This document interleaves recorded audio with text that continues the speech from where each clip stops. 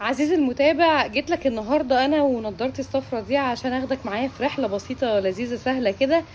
لاحد الابلكيشنز اللي بتحط عليها نمرتك يظهر لك اسمك، يظهر لك الناس مسجلينك بايه. فانا بصراحه كان اول مره الفضول النهارده ياخدني لفكره ان انا ايه رايك ما تشوفي الناس بتسجلك ازاي.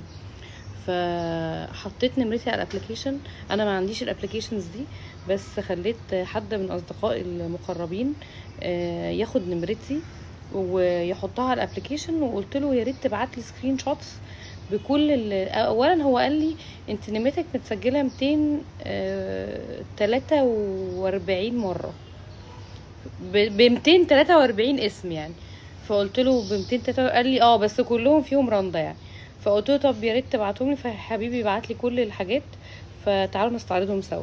اول هاشتاج متسجل لاسمي رندا البحيري عادي جدا، ومتسجل كمان بالسبيلنج الصح، ودي حاجه مفرحاني جدا، اللي هي RAND البحيري، زي ما انا بحب اكتبها HAIRY، زي ما مكتوبه في البيج بتاعتي الرسميه، زي ما مكتوبه في الانستجرام بتاعي، هي برضو مكتوبه على كل البلاتفورمز بتاعتي HAIRY. هو ده اسمي يا جماعه، وهو ده السبيلنج الصحيح بتاعه بالانجلش.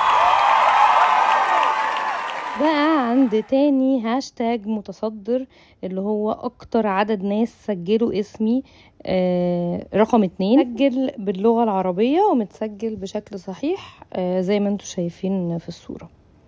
رقم 3 متسجل برضو بشكل بالنسبه لي صحيح، يعني لان انا كان دايما الناس في الجامعه عندي وفي المدرسه يا اما بيكتبوا HAIRY يا اما ERY، فالاثنين بالنسبه لناس كتير قوي صح، بس الاصح بالنسبه لي اللي فوق. فرندا البحيري الثالثه برضو صح. عند رقم 4 الهاشتاج رقم 4 ناس كتير جدا على تليفوناتها مسجله الفنانه رندا البحيري، شكرا جدا طبعا، ناس محترمه يعني، عاملين تكليف بينا بس برضو حاطين لي كده لقب ومحترميني على تليفوناتهم، ثانك يو سو ماتش. جريت شويه عشان ما تزهقوش، دول 234 اسم، بس انا طبعا مش هقولهم كلهم، بس تحية خاصة لكل الناس المحترمة اللي لقيتهم مسجليني الفنانة رندا البحيري. ده انا لسه قدام بقى هتلاقوا قلوب، وفي بقى اللي مسجلني وحاطط جنبه قلبين، وفي اللي مسجلني رامي. انا معرفش ده كان حد قلقان من زوجته او حاجة فمسجلني باسم مختلف.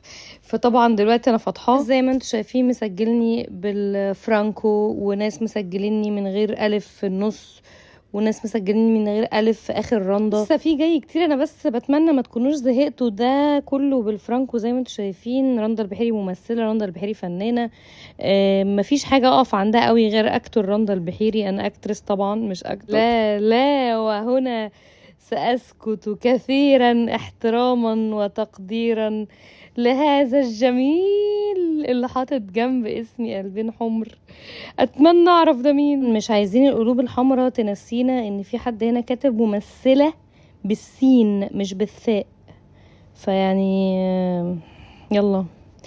يلا لغتنا الجميلة. ايوه اهو جه اهو اللي كاتبني رامي مصر. رامي مصر مين يا عم؟ ده فوق كاتب ريندا البحيري. عندكم هنا هتلاقوه هاشتاج رندا البحيري، ده اكيد ناس لبنانيين، او الهاشتاج ده كل اللي كاتبه لبنيز اونلي، لان اللبنانيين هم اللي كل اللبنانيين بيسجلوني كده بالظبط، لان انا بتنادى هناك في لبنان رندا البحيري، بتنادى في اللوكيشن، سواء مثلت هناك مسلسلات كتير كانوا على طول بيقولوا لي رندا البحيري، ما اعرفش ليه بس كنت بحبها منهم قوي. واخيرا سقطت العباءة، والله العظيم 3 هي دي اللحظة اللي كنت مستنياها وانا بدور.